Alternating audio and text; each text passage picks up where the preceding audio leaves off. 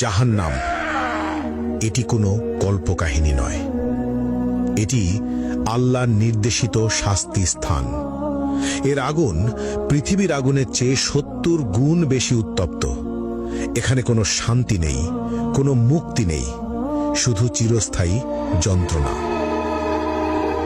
চলুন দেখা যাক কোন ২০টি পাপ মানুষকে এই ভয়াবহ শাস্তির দিকে নিয়ে যায়।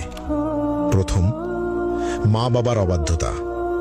পাপ অভিভাবকের প্রতি অবমাননা বা তাদের কথা না মানা। শাস্তি আগুনের চাবুক এবং গলিত সীসা দ্বারা তীব্র যন্ত্রণা। প্রতিটি আঘাত মস্তিষ্ক পর্যন্ত অনুভূত হবে। দ্বিতীয়, কৃপণতা। পাপ আল্লাহর পথে খরচ না করা, দান সদকায় এড়ানো। শাস্তি গলিত ধাতু পান করতে হবে, যা পেটের ভিতর আগুনের মতো জ্বলবে। তৃতীয়, মিথ্যা ও প্রতারণা। পাপ মিথ্যা বলা এবং মানুষের বিশ্বাস ভাঙা। শাস্তি জিহুয়া বের করে লোহার শিক দিয়ে বারবার পোড়ানো এবং